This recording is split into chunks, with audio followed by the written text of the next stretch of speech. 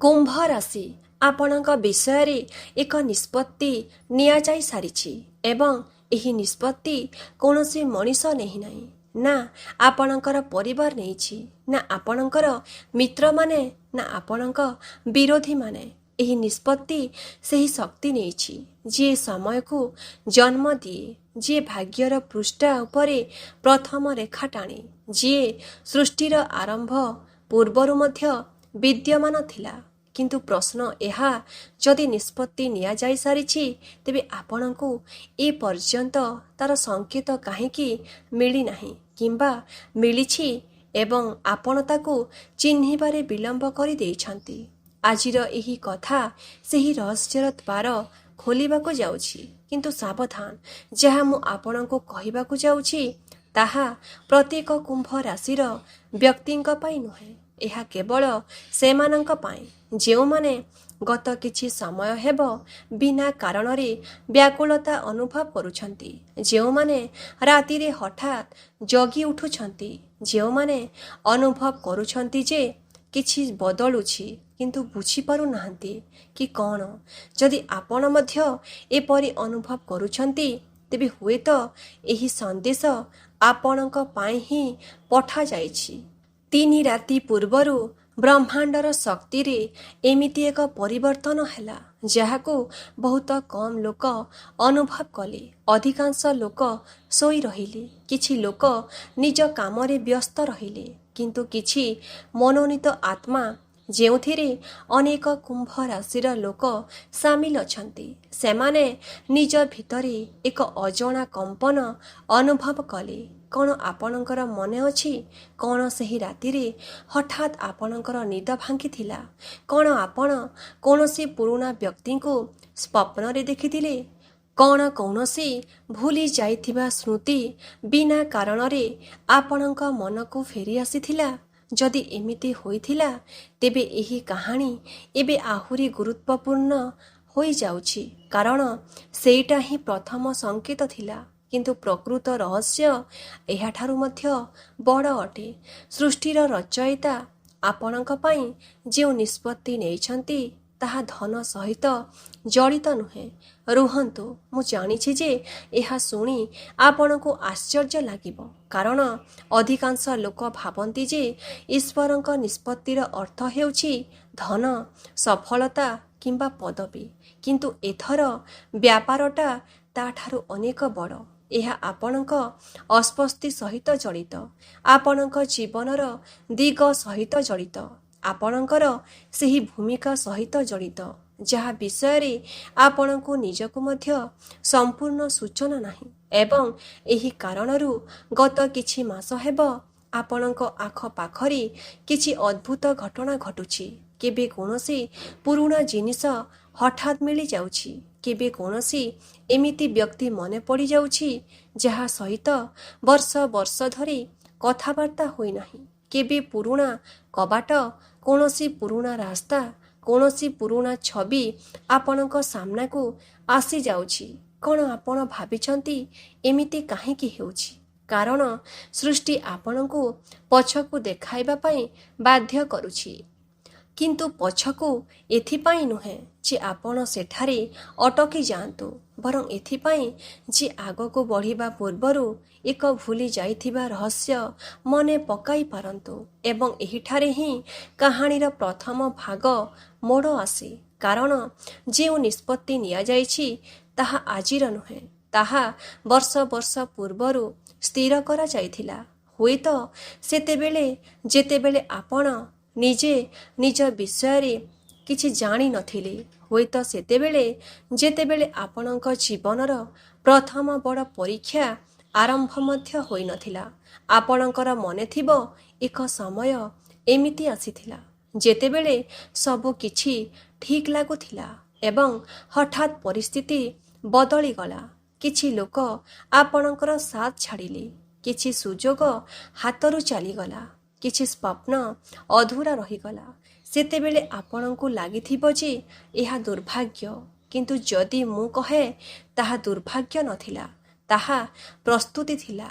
କାରଣ ଯେଉଁ ରାସ୍ତାରେ ଆପଣଙ୍କୁ ନିଆଯାଉଥିଲା ସେଠାରେ କିଛି ଲୋକଙ୍କର ସାଥ ରହିବା ସମ୍ଭବ ନଥିଲା। ସେଥିପାଇଁ ସେମାନଙ୍କୁ ହଟାଇ ଦିଆଗଲା।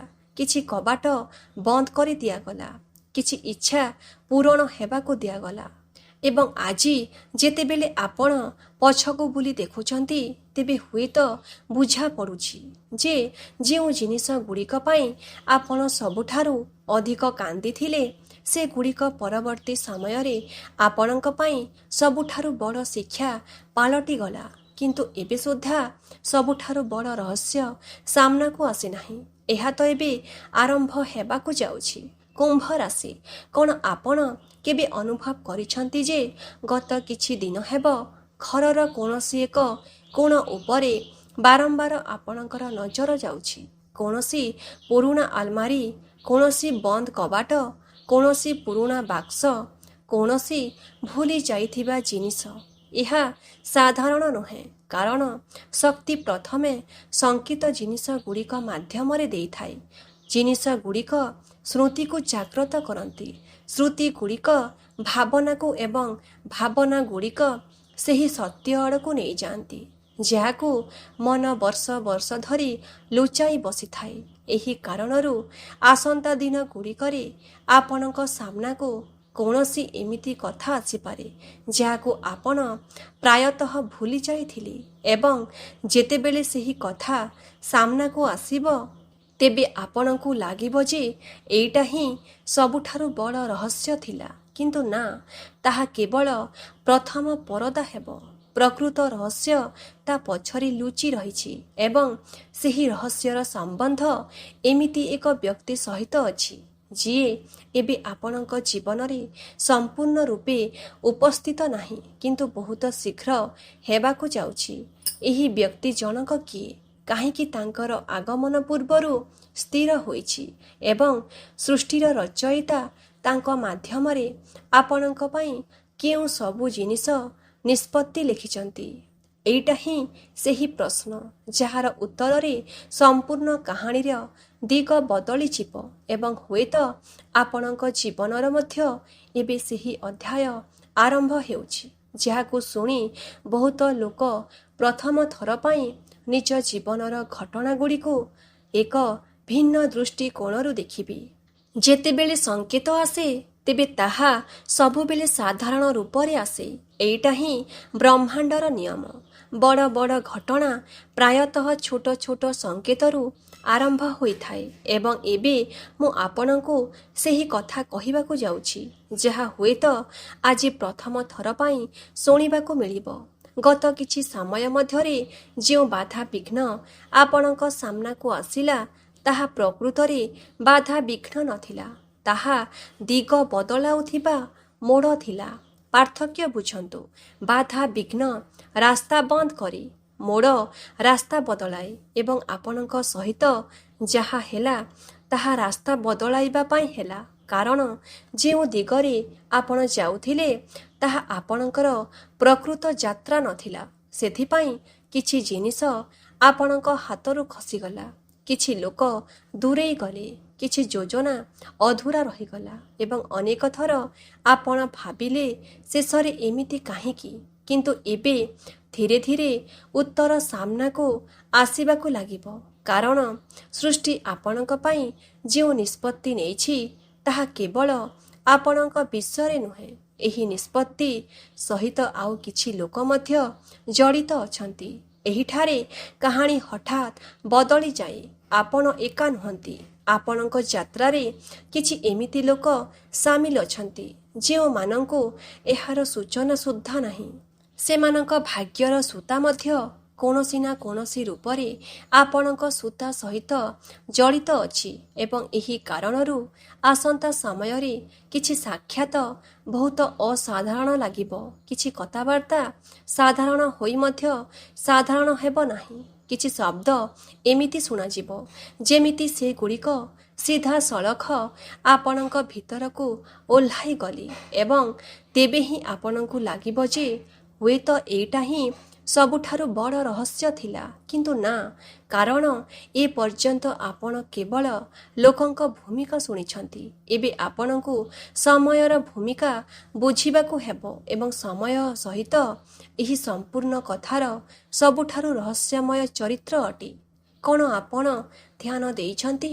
କିଛି ବିଶେଷ ତାରିଖ ବାରମ୍ବାର ଆପଣଙ୍କ ଜୀବନକୁ ଫେରି ଆସେ। କିଛି ସଂଖ୍ୟା ବାରମ୍ବାର ଦେଖାଯାଏ। କିଛି ସ୍ମୃତି ହଠାତ୍ ସେହି ଋତୁରେ ଫେରିଆସେ। କିନ୍ତୁ ଏବେ ଯାହା ଶୁଣିବାକୁ ଯାଉଛନ୍ତି ତା ପାଇଁ ନିଜ ମନକୁ ଶାନ୍ତ ରଖନ୍ତୁ, କାରଣ କାହାଣୀ ଏବେ ସେହି ମୋଡ଼ରେ ପହଞ୍ଚୁଛି ଯେଉଁଠାରେ ସାଧାରଣ ଏବଂ ଅସାଧାରଣ ମଧ୍ୟରେ ଥିବା ରେଖା ଅସ୍ପଷ୍ଟ ହେବାକୁ ଲାଗେ। କୁମ୍ଭ ରାଶି। କେବେ କେବେ ଜୀବନରେ କିଛି ଘଟଣା ଏମିତି ଘଟେ ଯାହାକୁ ଆମେ ବର୍ଷ ବର୍ଷ ଧରି ଭୁଲ ଅର୍ଥରେ ବୁଝୁଥାଉ।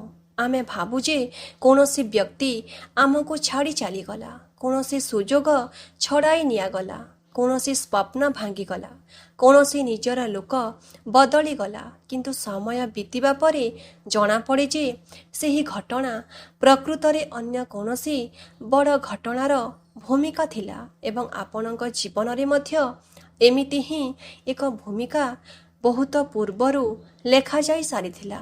ମନେ ପକାନ୍ତୁ, ଗତ କିଛି ବର୍ଷ ମଧ୍ୟରେ କୌଣସି ଏକ ମୁହୂର୍ତ୍ତ ନିଶ୍ଚୟ ରହିଥିବ ଯେତେବେଳେ ଆପଣ ଭିତରୁ ସମ୍ପୂର୍ଣ୍ଣ ରୂପେ ଏକାକୀ ଅନୁଭବ କରିଥିବେ। ଲୋକମାନେ ଆଖପାଖରେ ଥିଲେ କିନ୍ତୁ ମନ ଭିତରେ ଏକ ଶୂନ୍ୟତା ଥିଲା।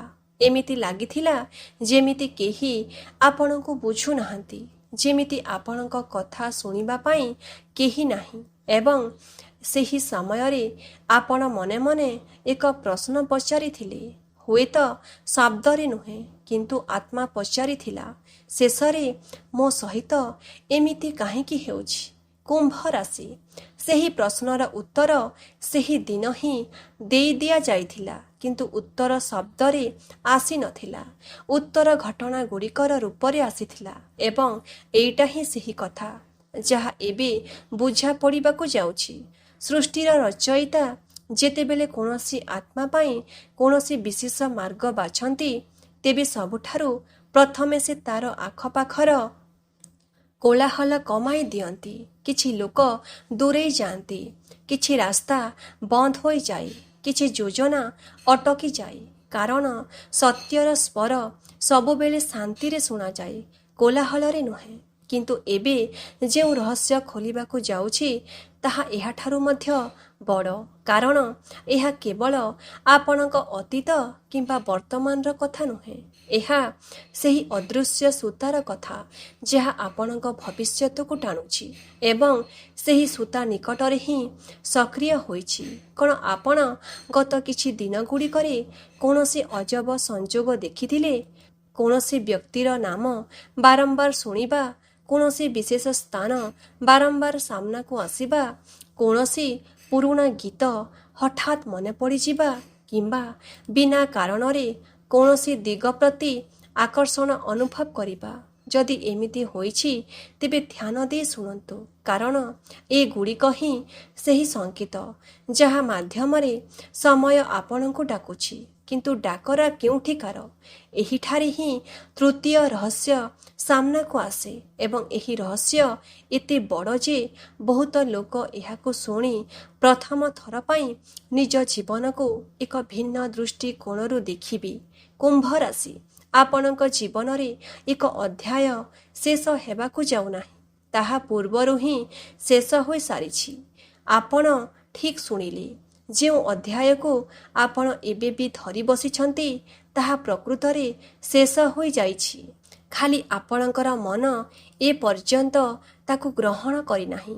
ଏହି କାରଣରୁ କେବେ କେବେ ଆପଣ ବିନା କାରଣରେ କ୍ଳାନ୍ତି ଅନୁଭବ କରନ୍ତି, କେବେ ବିନା କାରଣରେ ମନ ଭାରି ହୋଇଯାଏ, କେବେ କୌଣସି ପୁରୁଣା କଥା ହଠାତ୍ କଷ୍ଟ ଦିଏ, କାରଣ ମନ ପୁରୁଣା କବାଟକୁ ଧରି ବସିଛି ଯେତେବେଳେ କି ନୂଆ ସମୟ ଦ୍ୱାର ଖୋଲି ସାରିଛି। ଏବଂ ଏହିଠାରେ ହିଁ ସେହି ନିଷ୍ପତ୍ତି ଲୁଚି ରହିଛି ଯାହା ବିଷୟରେ ଆରମ୍ଭରେ କୁହାଯାଇଥିଲା। ସୃଷ୍ଟିର ରଚୟିତା ଆପଣଙ୍କ ପାଇଁ ଯେଉଁ ନିଷ୍ପତ୍ତି ନେଇଛନ୍ତି ତାହା କୌଣସି ଜିନିଷକୁ ଦେବାର ନିଷ୍ପତ୍ତି ନୁହେଁ, ତାହା ଏକ ପରିଚୟ ଜାଗ୍ରତ କରିବାର ନିଷ୍ପତ୍ତି। ଏମିତି ଏକ ପରିଚୟ ଯାହା ଏପର୍ଯ୍ୟନ୍ତ ଆପଣଙ୍କ ଭିତରେ ଶୋଇ ରହିଥିଲା। ଆପଣ ଭାବୁଥିବେ ଏହି ପରିଚୟ କ'ଣ? ଧୈର୍ଯ୍ୟ ରଖନ୍ତୁ, କାରଣ ଉତ୍ତର ମିଳିବାକୁ ହିଁ ଯାଉଛି। କିନ୍ତୁ ତା ପୂର୍ବରୁ ଆଉ ଏକ ସଂକେତ ବୁଝିବା ଆବଶ୍ୟକ। ଆସନ୍ତା ଦିନ ଗୁଡ଼ିକରେ ଆପଣଙ୍କ ସାମ୍ନାକୁ ଏମିତି ଏକ ବ୍ୟକ୍ତି ଆସିପାରନ୍ତି ଯିଏ ଆପଣଙ୍କର ଆଶାର ସମ୍ପୂର୍ଣ୍ଣ ବିପରୀତ ହେବ।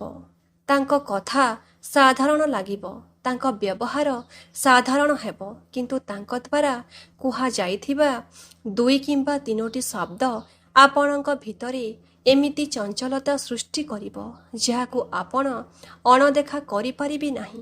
ଏବଂ ପରେ ଆପଣଙ୍କୁ ଅନୁଭବ ହେବ ସେହି ସାକ୍ଷାତ କେବଳ ଏକ ସାକ୍ଷାତ ନଥିଲା, ତାହା ଏକ ସନ୍ଦେଶ ଥିଲା।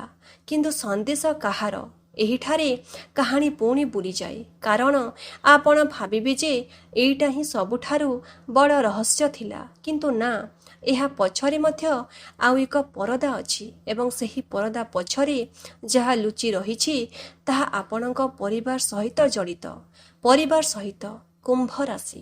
କେବେ କେବେ ପରିବାରରେ କୌଣସି ଜଣେ ବ୍ୟକ୍ତି ଏମିତି ଥାଆନ୍ତି ଯାହାଙ୍କ ଭୂମିକା ଆମେ ବୁଝିପାରୁନାହୁଁ। ଆମକୁ ଲାଗେ ଯେ ସେ କେବଳ ଜଣେ ସାଧାରଣ ସଦସ୍ୟ, କିନ୍ତୁ ପ୍ରକୃତରେ ତାଙ୍କର ଉପସ୍ଥିତି ଆମ ଜୀବନର ଦିଗ ବଦଳାଉଥାଏ। ଆପଣଙ୍କ ଆଖପାଖରେ ମଧ୍ୟ ଏମିତି କୌଣସି ବ୍ୟକ୍ତି ଅଛନ୍ତି। ହୁଏତ ସେ ବୟସରେ ବଡ଼, ହୁଏତ ସାନ, ହୁଏତ ସେ କମ୍ କଥା କୁହନ୍ତି, ହୁଏତ ତାଙ୍କ କଥା ଉପରେ ଲୋକମାନେ ଅଧିକ ଧ୍ୟାନ ଦିଅନ୍ତି ନାହିଁ, କିନ୍ତୁ ତାଙ୍କ ଆଖପାଖରେ ଏକ ବିଶେଷ ଶକ୍ତି ଅଛି ଏବଂ ଆସନ୍ତା ସମୟରେ ସେହି ବ୍ୟକ୍ତି ହିଁ କୌଣସି ଗୁରୁତ୍ୱପୂର୍ଣ୍ଣ ସଂକେତର ମାଧ୍ୟମ ସାଜିପାରନ୍ତି। ଏବେ ଧ୍ୟାନ ଦେଇକି ଶୁଣନ୍ତୁ, କାରଣ ଆଗକୁ ଯେଉଁ କଥା ଆସିବାକୁ ଯାଉଛି ତାହା ଅତ୍ୟନ୍ତ ଗୁରୁତ୍ୱପୂର୍ଣ୍ଣ ଅଟେ। ଯଦି ଆପଣ ଏପର୍ଯ୍ୟନ୍ତ ଭିଡ଼ିଓଟି ଦେଖୁଛନ୍ତି, ତାହେଲେ କମେଣ୍ଟ ବକ୍ସରେ ଜୟ ଶନିଦେବ ନିଶ୍ଚୟ ଲେଖିଦିଅନ୍ତୁ। କିଛି ରାତି ମଧ୍ୟରେ କିମ୍ବା କିଛି ସପ୍ତାହ ମଧ୍ୟରେ ଆପଣଙ୍କୁ ଏମିତି ଏକ ସଂକେତ ମିଳିପାରେ ଯାହା ପ୍ରଥମ ଦୃଷ୍ଟିରେ ମହତ୍ତ୍ୱହୀନ ଲାଗିବ। ହୁଏତ କୌଣସି ପୁରୁଣା କାଗଜ, ହୁଏତ କୌଣସି ସନ୍ଦେଶ, ହୁଏତ କୌଣସି ନାମ। ସେହି ସଂକେତ ହିଁ ଆଗକୁ ଯାଇ ଏକ ବଡ଼ ରହସ୍ୟର ଦ୍ୱାର ସାଜିବ ଏବଂ ସେତେବେଳେ ଆପଣଙ୍କୁ ବୁଝା ପଡ଼ିବ ଯେ ଗତ କେତେ ବର୍ଷର ଘଟଣା ପ୍ରକୃତରେ ପରସ୍ପର ସହିତ ଜଡ଼ିତ ଥିଲା। ସେଗୁଡ଼ିକ ଅଲଗା ଅଲଗା କାହାଣୀ ନଥିଲା, ସେଗୁଡ଼ିକ ଗୋଟିଏ ହିଁ କାହାଣୀର ଅଲଗା ଅଲଗା ଅଧ୍ୟାୟ ଥିଲା ଏବଂ ସେହି କାହାଣୀର କେନ୍ଦ୍ର ଆପଣ ନିଜେ ଅଟନ୍ତି। କିନ୍ତୁ ଏବେ ସୁଦ୍ଧା ସବୁଠାରୁ ବଡ଼ ଖୁଲାସା ବାକି ଅଛି, କାରଣ ସୃଷ୍ଟିର ରଚୟିତା ଯେଉଁ ନିଷ୍ପତ୍ତି ନେଇଛନ୍ତି ତାର ସମ୍ବନ୍ଧ କେବଳ ଆପଣଙ୍କ ଜୀବନ ସହିତ ନୁହେଁ, ତାର ସମ୍ବନ୍ଧ ସେହି କାର୍ଯ୍ୟ ସହିତ ଅଛି ଯାହା ଆପଣଙ୍କୁ କରିବାର ଅଛି, ସେହି ଭୂମିକା ସହିତ ଅଛି ଯାହା ପାଇଁ ଆପଣଙ୍କୁ ପ୍ରସ୍ତୁତ କରାଗଲା, ସେହି ଉଦ୍ଦେଶ୍ୟ ସହିତ ଅଛି ଯାହା କାରଣରୁ ଅନେକ ଥର ଆପଣଙ୍କୁ ସେହି ସବୁ ରାସ୍ତାରେ ଚାଲିବାକୁ ପଡ଼ିଲା ଯାହାକୁ ଆପଣ ବାଛି ମଧ୍ୟ ନଥିଲେ। ତେବେ ଦର୍ଶକ ବନ୍ଧୁ, ଆଜିର ଏହି ଭିଡ଼ିଓଟି ଆପଣଙ୍କୁ କିପରି ଲାଗିଲା କମେଣ୍ଟ ମାଧ୍ୟମରେ ନିଶ୍ଚୟ ଜଣାନ୍ତୁ। ଯଦି ଭିଡ଼ିଓଟି ଆପଣଙ୍କୁ ପସନ୍ଦ ଆସିଥାଏ ତାହେଲେ ଭିଡ଼ିଓଟିକୁ ଲାଇକ୍ କରିବା ସହିତ ଚ୍ୟାନେଲଟିକୁ ସବସ୍କ୍ରାଇବ୍ ନିଶ୍ଚୟ କରିଦେବେ ଏବଂ କମେଣ୍ଟ ବକ୍ସରେ ଜୟ ଶନିଦେବ ନିଶ୍ଚୟ ଲେଖିଦେବେ। ପୁଣି ଦେଖାହେବା ଆଉ ଗୋଟିଏ ନୂଆ ଭିଡ଼ିଓ ସହିତ। ସେ ପର୍ଯ୍ୟନ୍ତ ରହୁଛି। ଧନ୍ୟବାଦ।